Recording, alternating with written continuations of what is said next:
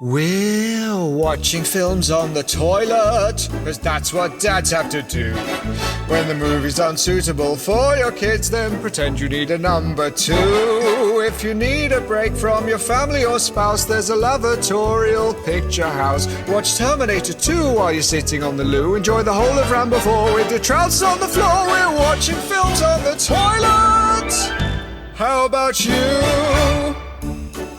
Last week, Eamonn, you were a bit tired, weren't you? Yeah, you bawled me out after the podcast. To coin a Donald Trump phrase, you called me very low energy. As I described last week, I'm the sort of physical dimensions of the old Prince of Wales. If you just Google fat Prince of Wales, you'll just see all these satirical illustrations of a prince who looks like a ball, and that's how I look. In a bid to lose some weight that day, I decided to do a workout called Insanity. What was it, half an hour before we recorded our podcast? Yeah, it's just before the recording. Yeah.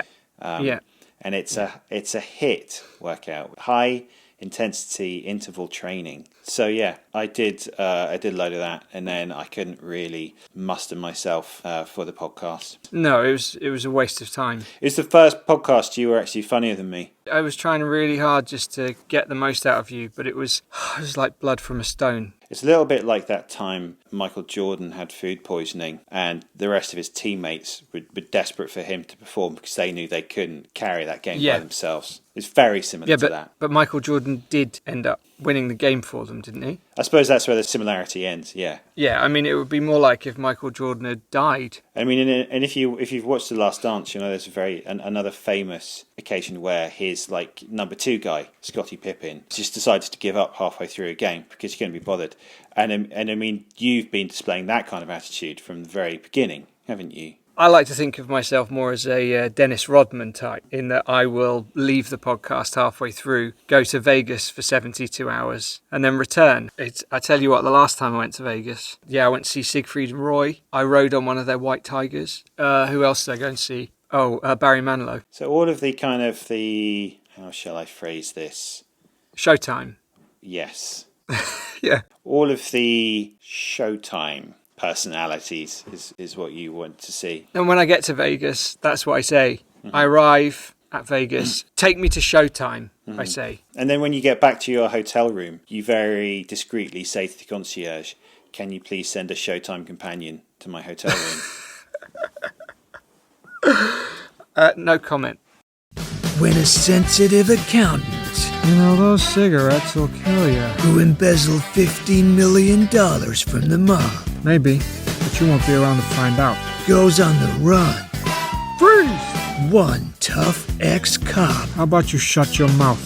has 72 hours to bring him back to L.A. You're bringing back to me. But all he wants I can't fly on a plane. is for someone to try his chicken parmesan.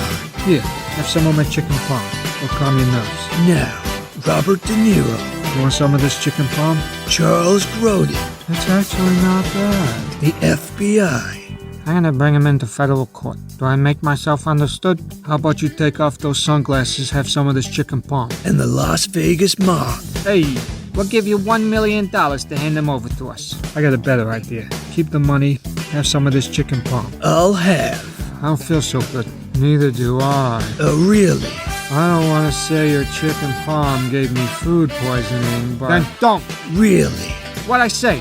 Don't eat the chicken parm. Don't eat the chicken parm! bad case. You don't let me in that bathroom, I'm gonna shoot you through the door. You hear me? You hear me? Pull over the bus. Of the midnight runs. Hey, Eamonn. Knock, knock. Who's there? Interrupting watching films on the toilet theme tune. Interrupting watching films on the toilet theme. We're watching films on the toilet, cause that's what dads have to do. When the movie's unsuitable for your kids, then pretend you need a number two. If you need a break from your family or spouse, there's a lavatorial picture house. Watch Terminator 2 while you're sitting on the loo. Enjoy the whole of Rambo 4 with your trousers on the floor. We're watching films on the toilet. How about you? Oh, that was good. That was a good joke, wasn't it? That's brilliant, yeah. Have you heard that joke before? No, first time. Oh, surprised. Just going around the playground. I have to say my daughter was singing that song the other day. Yeah, she's probably heard the joke. I think now I've been on furlough so long that if anyone were to ask her, what does your dad do? She'd probably tell them something to do with toilets. Yeah. Which was true before anyway, so now she actually knows. Yeah, this is like my arc. I started off working at Camel's Head sewage plant, and I end up here. So less of a character arc, more of a career arc. Did I say character arc? No, I'm just saying. Okay, because you made it sound like you were correcting me for something I'd said wrong. I just thought people might have assumed, because we talk about those kind of things in relation to films, that they might think you were talking about a character arc, but actually it wasn't. It was just like different jobs. It wasn't really an arc at all, was it? It was just different jobs. No, and in the same spirit, Ben, it's probably not a good idea to say anything racist. Oh, I see. Yeah. I see. Yeah. Oh, yes, I apologise. I can play this game all day, David Duke, former head of the Ku Klux Klan. It's a great defence. It really works. Remember, in the playground, when your friends used to tell you jokes, they'd always say that they made them up. And they hadn't. If a joke was ever funny, they hadn't made it up. Do you remember that joke you told me about? You said there was a black guy, a Muslim, and a Jewish guy walked into a bar. Do you remember that joke? No, don't remember that. And you took credit. You said that you'd made that one up, hadn't you?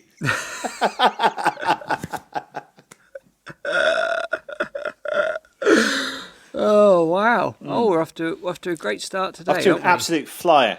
Oh, brilliant! This is what happens when you don't do an insanity workout minutes before the recording of a podcast. Oh right. Oh, you just ruin everything that you've created. That's right. My wife cooked a lovely meal tonight, and I just walked in full of vigour and tried to do that thing where you pull the tablecloth off the table and leave the stuff on top. I messed it up completely. So you just pulled the food off the table? Yeah, I threw stew all over my children. Oh, and then I was just like, oh, well, it was worth a try.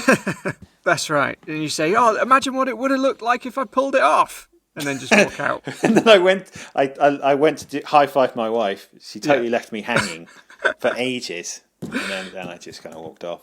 That's rude. That's so Why'd you rude. do that? Yeah. You tried. I know. I think that's the important thing. Try to entertain the whole family. Yeah. You walk in and you don't try and pull the tablecloth and keep the candlestick standing. Yeah. I mean... Oh, sorry, that's just my house, isn't it? We have candelabras and, finest china on the table. You do. So, I mean, I wouldn't chance the tablecloth because if I messed up, it would probably set me back about $3,000. What's the name of your butler again? Jason's been with us for years. Jason. And he's... There's never been a butler called Jason, ever. Well, you make him sleep in his suit, don't you, in case you want anything in the night? Well, actually, in the night, I make him stand outside the bedroom door because if I want his attention, I have to click my fingers. Yeah. There's no way he's going to hear that if he's in the basement. You should get one. Well, I wish I could. Fortunately, we can barely afford clothes for ourselves at the moment, Ben. It's just me that's doing really well, isn't it? It's weird how I've profited so much out of this terrible situation. They have said the rich have got richer during this pandemic. It'll be all those shares in toilet paper that I bought about 4 years ago. They finally paid off. There was a bit of a slump in 2018, but now it's essentially Bitcoin. Toilet paper's the new Bitcoin. Yeah, no, the shares. Oh, sorry. Yeah, that makes more sense. That's why I can never make money out of stocks and shares. Mate, I've stocked up on toilet paper. Can't wait for the money to come rolling in. Okay, good. Lovely. So, this week we will be discussing the 1998 action comedy Midnight Run, starring Robert De Niro and Charles Grodin. First of all, we have some correspondence from last week, from our End of Days podcast. It's actually somebody quite famous left a voicemail on my wireless phone. And I'll play it to you now. You ready? Yeah, let's do it. I think I might blow your socks off your feet. Let me just sort out my phone and I will play. Okay. Hello, watching films on the toilet. Thank you for your honest examination of my movie End of Days from 1999. You spoke about how action and supernatural horror do not go together. Well, let me ask you this. Do you really think discussions about movies and stupid jokes about toilets should go together? Maybe you should think about that really hard. Perhaps you should choose one or the other. You could call your podcast Watching Films or On the Toilet. One of these could be a serious discussion for grown-ups about the movies they like, and the other could be for idiots who like talking about their bowel movements and comparing the size of their stools. Just some friendly food for thought. I'm sure your podcast will improve a lot as you do more, and you might get some reviews and subscribers. It took me 6 years to become Mr. Universe for the first time, so anything is possible if you put your mind to it. But you must also accept your limitations and be realistic about what you can achieve. Take care. This is from Arnold Schwarzenegger, the Terminator. Wowee. It's weird that he said his name at the very end, isn't it? Rather than introducing himself first. That was strange, wasn't it? Yeah. How do you feel about that feedback? I think he made some valid points. What do you think? He did hit on a very sensitive point for me, which is we wrestled for a long time about just calling this Watching Films. Well, we did wrestle over it, didn't we? We had an actual wrestle. We had conflicting ideas. I wanted to make a podcast about films only. Yeah. And you wanted to make a podcast about toilets only. And so we had a fight, ended in a draw. Yeah. So then the only way to kind of make it work was to do Watching Films on the toilet. Was it a draw or? Well, I mean, I went to hospital with a small graze, and you broke your back. Yeah, and I went out for a meal. You went out for a big curry later, didn't you? I did. I went to the local curry house with a broken back and had a very nice time. The evening did end rather soon when you started coughing up blood. Yeah, but what I'd done is I put a plate-sized naan down the back of my shirt, so that it would cushion my broken back. So I paid for it as well. The naan bread? Yeah, the naan bread, yeah. Well, yeah. I hope you wouldn't just pinch a naan bread off someone's plate and pop it down your back. It's pretty rude. I've done that before, but this time I didn't. Have you ever stuffed a warm naan bread down your shirt? No, I bet it feels quite comfortable. It's a hot water bottle that you can eat. You know, in End of Days, when Gabriel Byrne's body first gets possessed, and he walks back into the restaurant and grabs his friend's wife's boob. Yes. Do you think it would have been more impactful if he'd grabbed a giant naan bread and popped it down his back? Yeah. Yeah. If he grabbed the naan bread, put it down his shirt, they'd both looked appalled, and then he stepped out and blew up the restaurant. We're already making that film better. What the hell is that guy doing? Definitely would have been better. Anyway, but thanks for that, Arnold. Love your work. Love you, mate. Now it's time for everyone's fourth favourite part of the show. The beginning's the best bit, the theme tune. So the song's the best bit, then the end. So the song at the beginning, the tune, the music that's like the song at the end. Well, just the ending of the show, just us not talking anymore. They're just happy it's over. They're happy that's over. They can stop pressing that forward 30 seconds button on their podcast app, because that tires you out your finger, doesn't it? Yeah, that's the one complaint everyone has about this podcast. Yeah. It hurts your finger. The third favourite bit is really any moment neither of us are speaking, like just any pause where one of us is like taking breath or thinking about something. They like that bit. Yeah.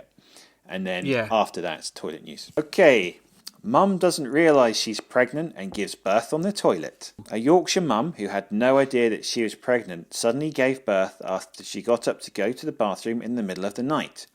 Samantha Valence had been in bed with her husband Richard at their house in Doncaster in the early hours of Monday, when she felt a sudden pain in her side. She got up to go to the toilet, but then had to shout her husband as she realised she was suddenly giving birth. The 32-year-old ended up giving birth in the bathroom as there was no time for an ambulance crew to get there in time. Oh God, this is good. Richard said there were no signs that Samantha was pregnant. She'd been a bit bloated, but they just put it down to IBS. What? Now look, I don't have a lady's body. We have both watched our wives get pregnant and have babies. I'm not entirely sure how you could not know for 9 months that you weren't pregnant. I just want to pick you up on something there, Ben. You said we've both watched our wives get pregnant, which makes it sound like We're not the dads. Let me rephrase that. We've both watched our wives' pregnant bodies develop. Yes, that's better. Yes. Yes, this is not some niche podcast for cuckolds. No. So, I mean, what the hell did they think it was when they could feel like the legs and stuff moving? IBS, apparently. Oh, your IBS is bad today? That's supposed to be Welsh, I think. Oh, no, they're from Doncaster. Your IBS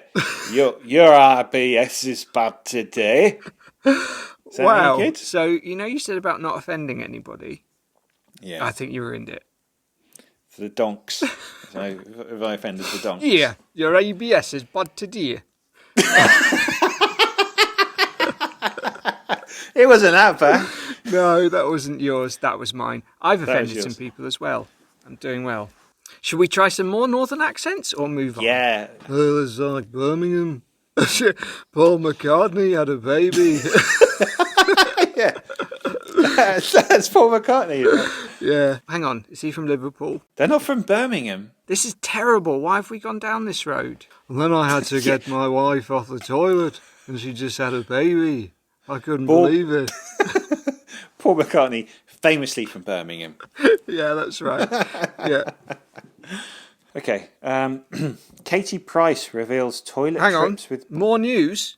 Sorry, yes, we've got another toilet news story. Katie Price reveals toilet trips with boyfriend led to latest marriage proposal. Relationship blossomed when she broke feet and Carl had to carry her to the toilet during holiday in Turkey. Oh. So Turkey Price has claimed she bonded with her latest boyfriend. Turkey Price? Yeah, Turkey.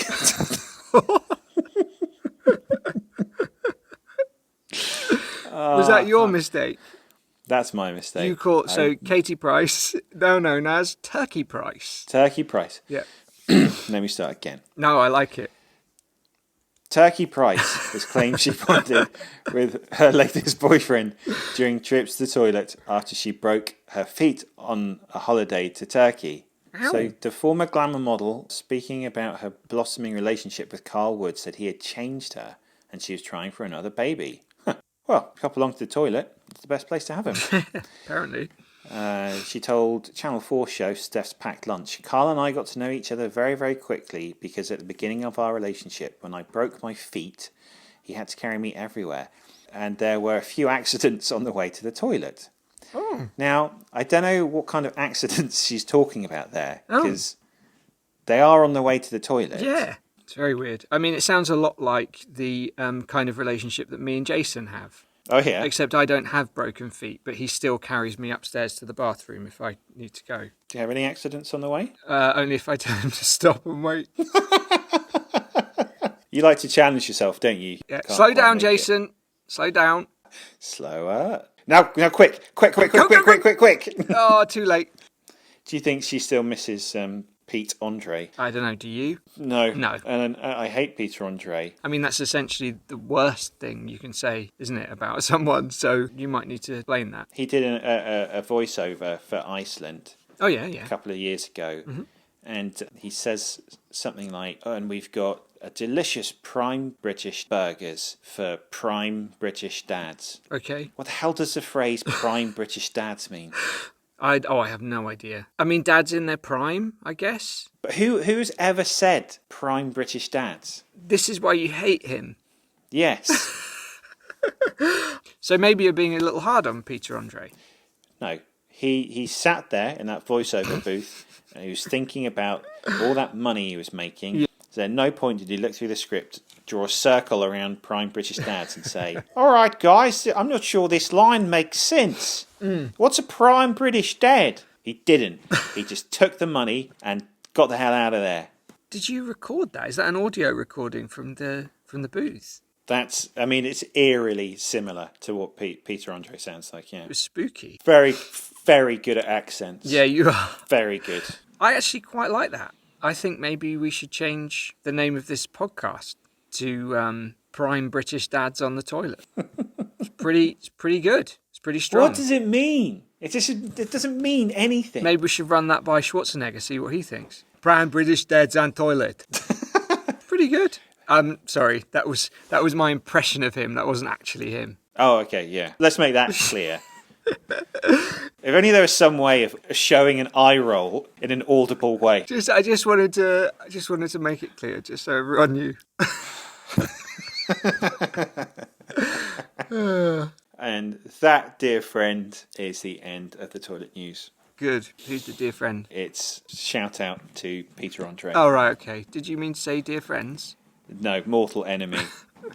That mortal enemy is the end of the toilet news.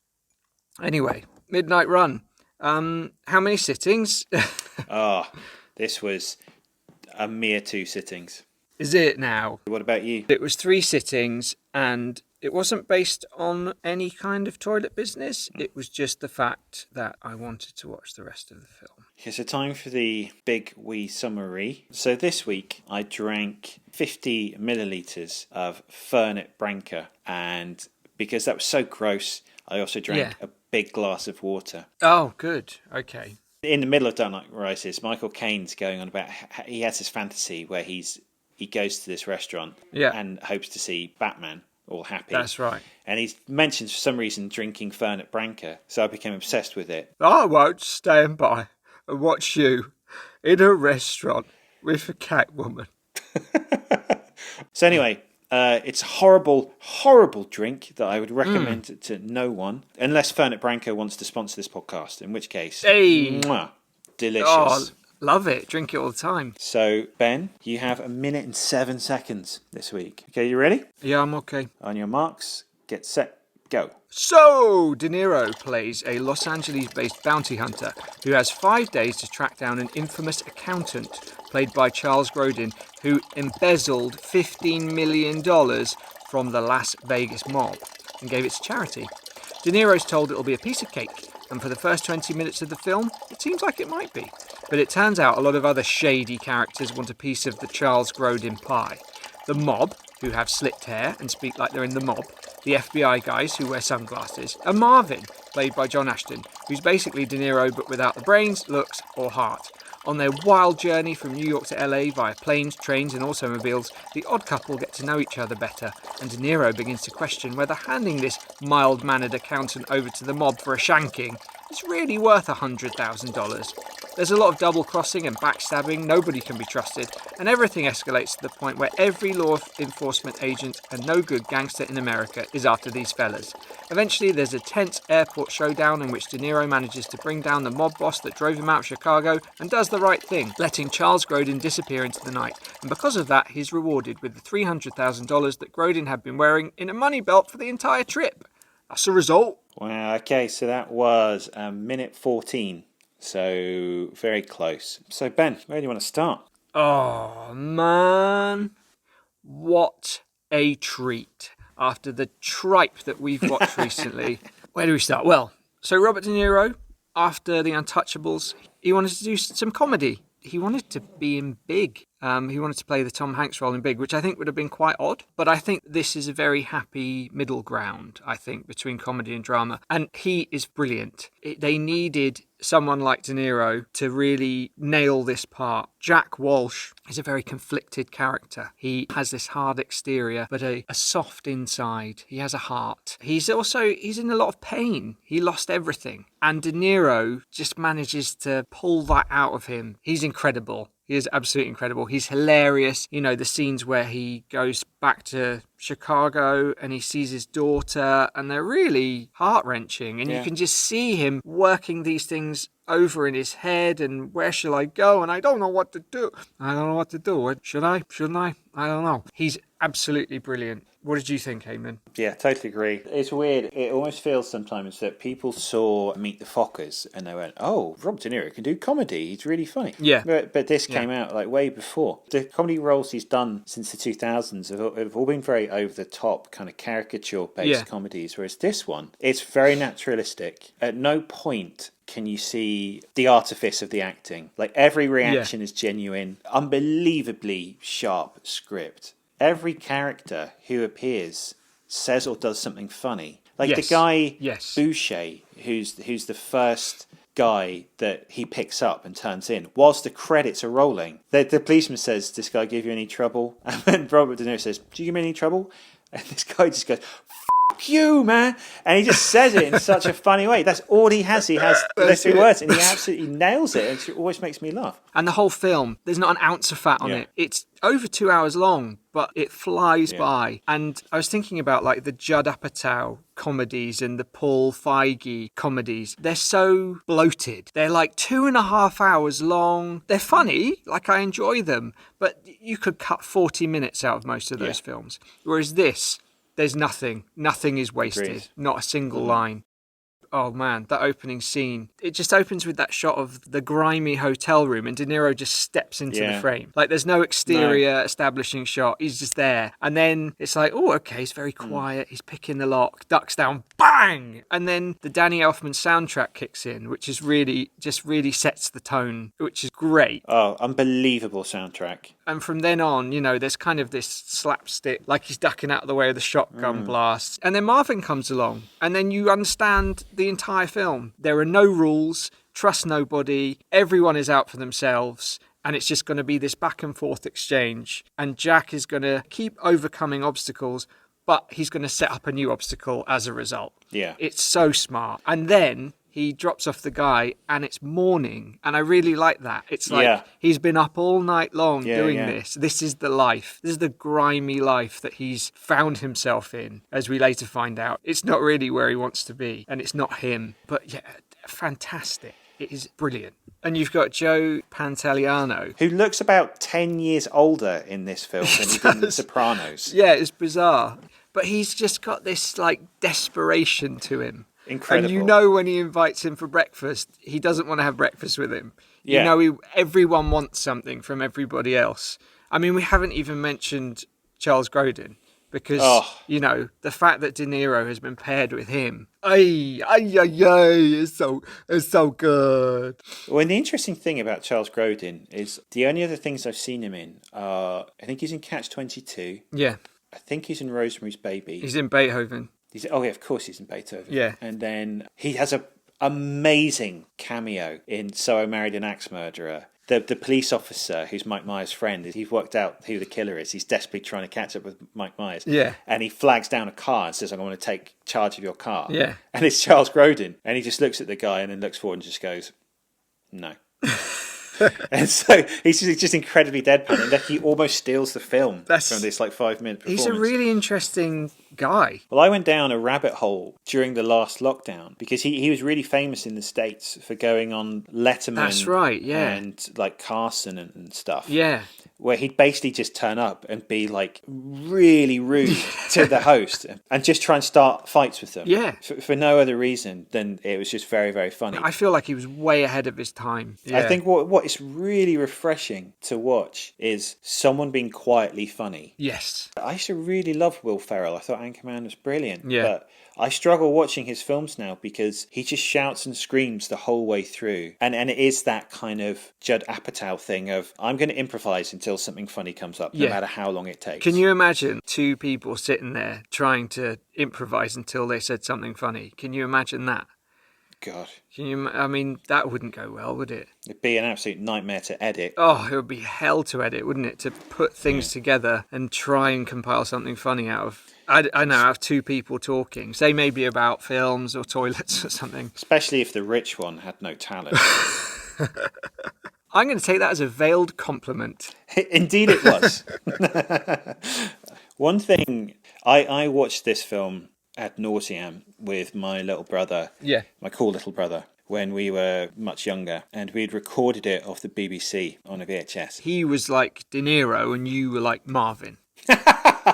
Yeah, exactly. Yeah, that's it. That's exactly right. We watched that film every day for months and months. So I found it very surprising when I listened to it back because I was familiar with the BBC's dubbed version.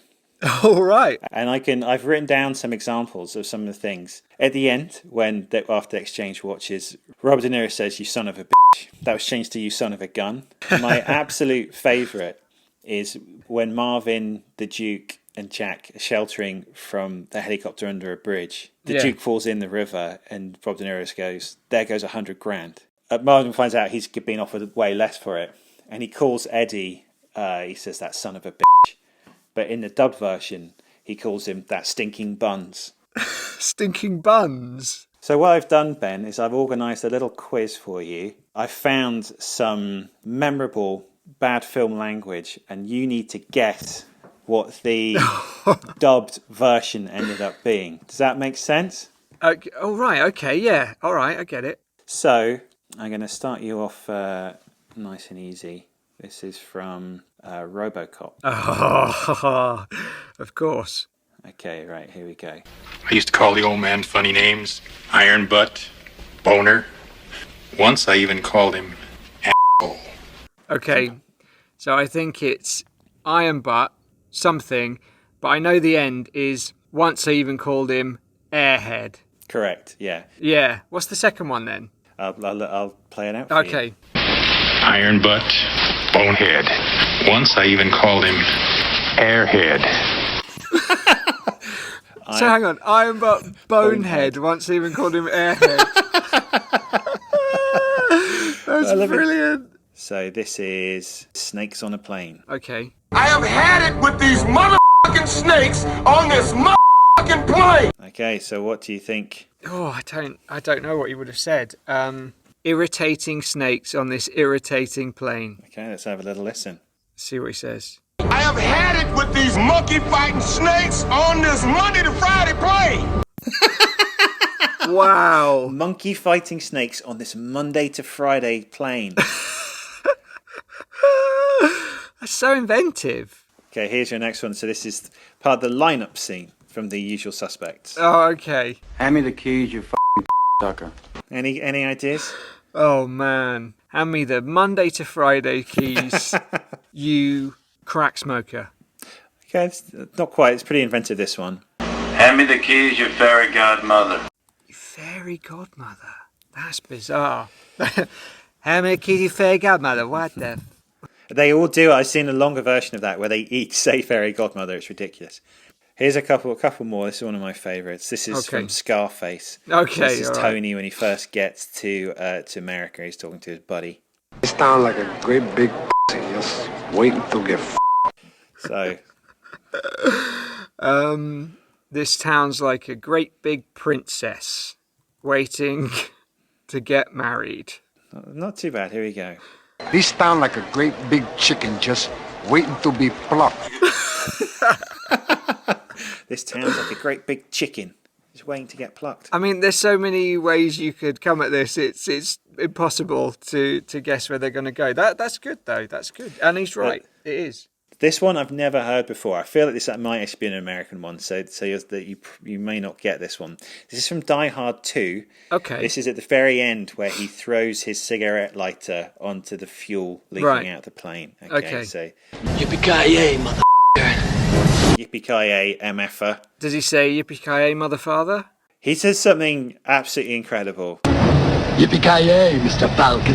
Oh, yippee-ki-yay, Mr. Balk. Mr. Falcon. Yippee-ki-yay, Mr. Falcon. Is that the name of the bad guy? No, and it's quite clearly not Bruce Willis's voice. Yeah, no. That's bizarre.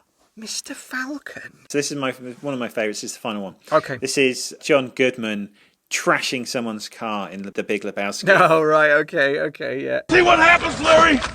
You see what happens when you f*** a stranger in the A?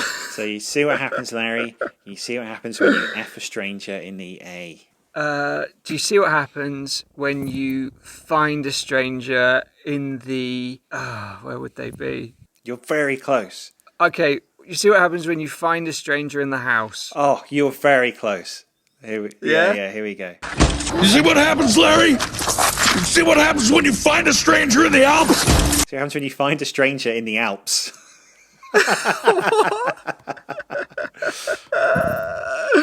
That's so weird. Like, that has nothing to do with that scene. I feel like that's the Coen brothers taking the mickey. You see what happens when you find a stranger in the Alps? Yeah. So wow, funny. that was awesome. That was so good. So, Ben, you know me. I love a good goon. Goon, goon, what time is it? It's goon time.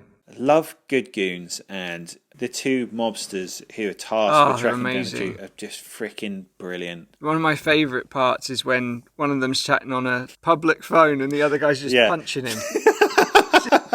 just hitting him. There's another bit where Tony's on the phone to Jimmy, and Jimmy's tearing him a new one, and he hangs up the phone and gives it back to Joey. Joey says, "He's not cross at me, is he?" Yeah. Like, this is what I was talking about earlier. They take the time to give every character funny stuff to say, and what's amazing with those guys is they never cross the line into being cartoonish, dumbass goons. No. They always have menace. And also, Jimmy Serrano, such a menacing bad guy. So good. Another thing that this film establishes very quickly is that if you get punched in the face one time, it knocks you out. Yes. Which is, well, that's true. That's real life, isn't it? A well-placed punch by particularly Robert De Niro. Hey, Marvin, look over there. Bang. That's right. And just knocks him out. It's great. Are you able to punch like that, Eamonn? I have very weak punches. I tend to do that thing where I lift my fist up at 90 degrees. So what I'm really punching with is the bottom of my palm and the top of my wrist, like a little kitten having a play fight. I like to charge my punches like Donnie Yen does. So I twist my arm like you would a torch, charge up my punch, and I tell you what, the power that comes out of it, you should try it. It's ridiculous. You could put someone through a wall. I have to say, I'm a real chicken when it comes to throwing punches. Oh, right.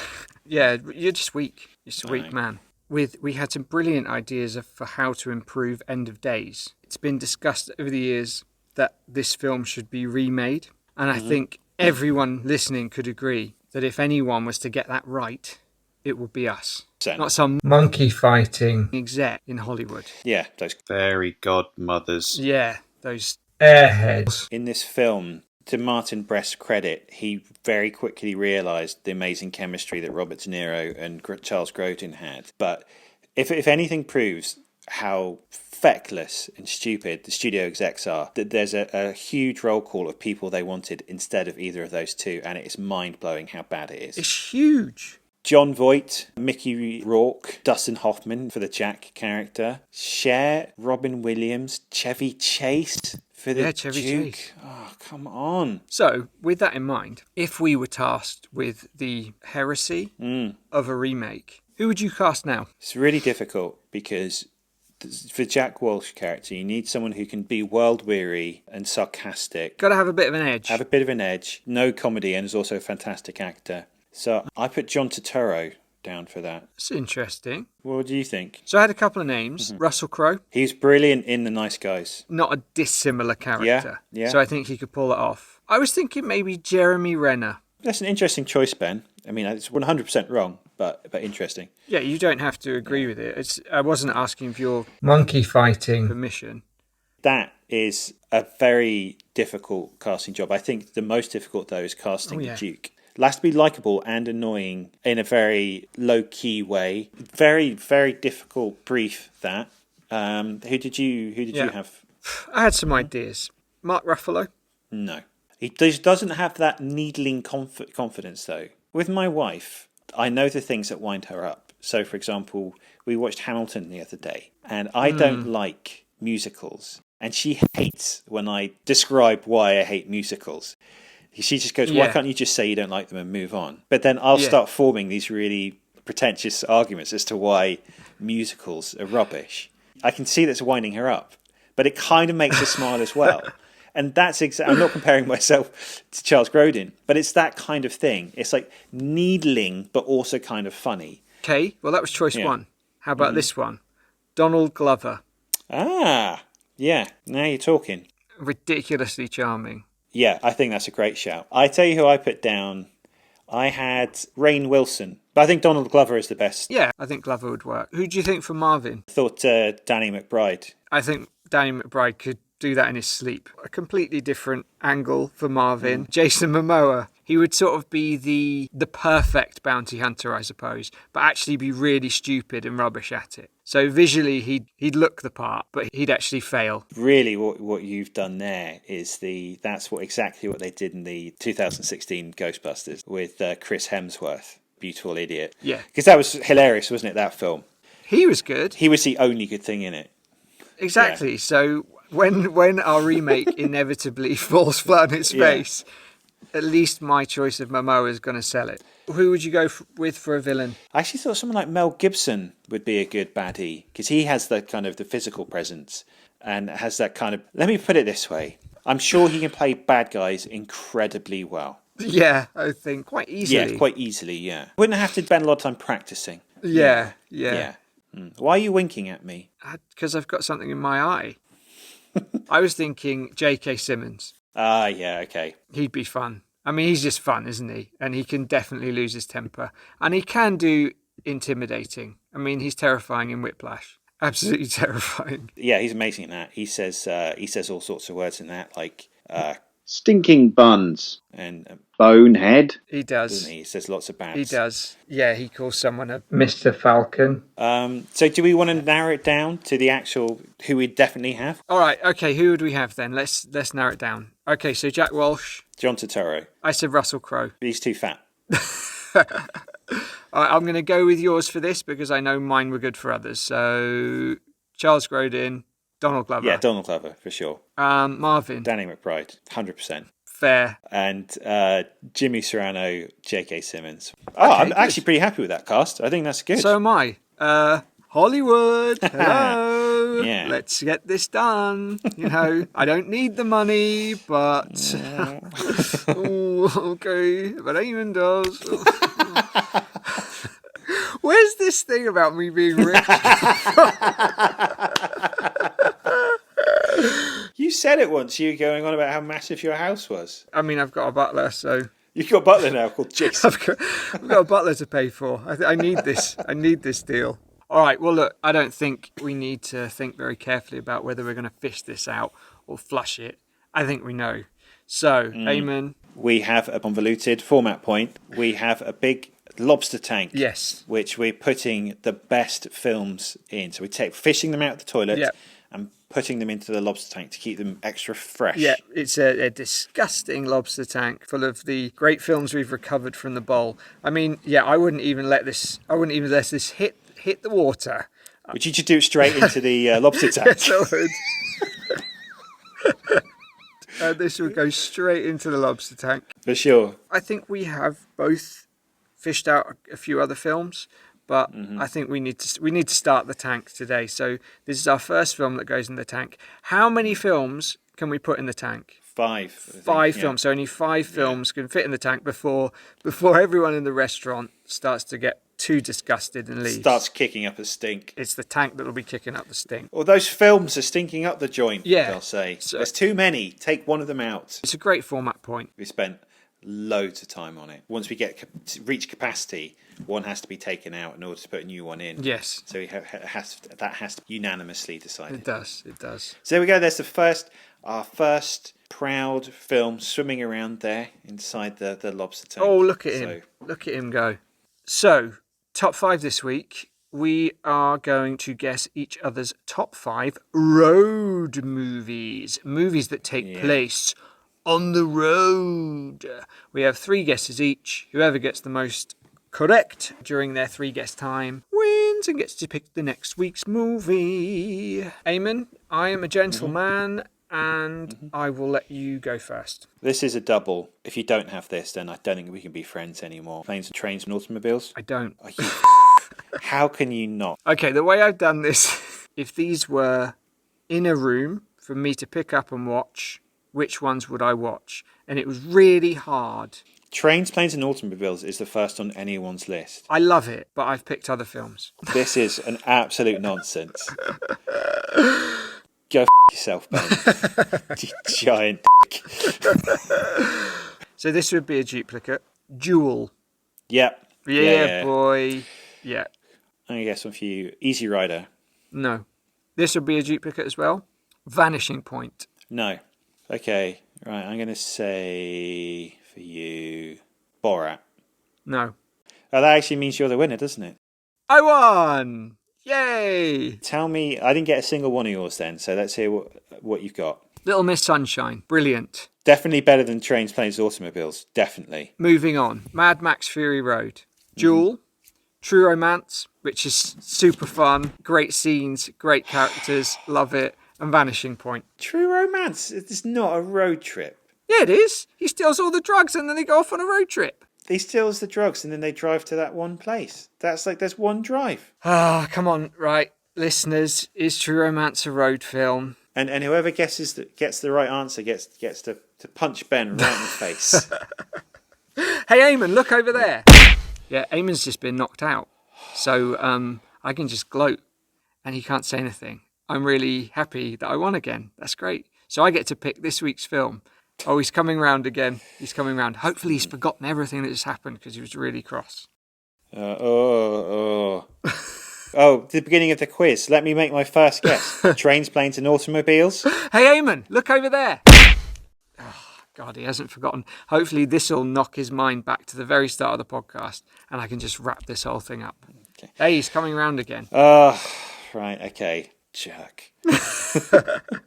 Anyway, next film, which I get to choose. No, I'm going to say mine first. My options. Trains, planes and automobiles. Duel, Nebraska, Dumb and Dumber, and The Straight Story.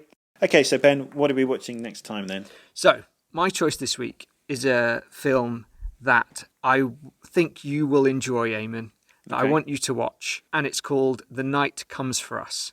It is a Indonesian action film. It was made in 2018, and it stars two guys from the Raid, Iko and Joe Taslim, and it's crazy. Okay, sounds good. Ben, what's that over there? I don't know, what is it? Oh, he's completely knocked out. Yes, that's right. Single punches knock you out, so Ben is... Well, I'm afraid I'm going to have to do all the wrapping up. You can catch us on the social medias on @FilmsOnToilet is our handle. I suppose you could call it, that's our toilet handle. And, I think that little joke tickled Ben awake there. You all right, mate? Yeah. Oh, that was weird. Did I win the top 5? No, you conceded that you left the best road movie ever made. No! And then when I pointed it out, you passed out of embarrassment. Did I? Oh, yeah. God. Oh, that's annoying. So next week we're watching Trains, Planes and Automobiles. Oh, okay. All right. Yeah. Oh, I love that film. It's great. It's brilliant, isn't it? So you can, our toilet handle is @FilmsOnToilet. Yeah, great. Or our Facebook is Watching Films on the... That's right, Watching Films on there. I just want to give a shout out to our friends over the pond, Russ and Haley, who host the I'm Scum and Idols podcast, which is very fun, and they share their love of the band Idols and other bands much like them, and lots of other fun chat. So it's great. You should listen to it.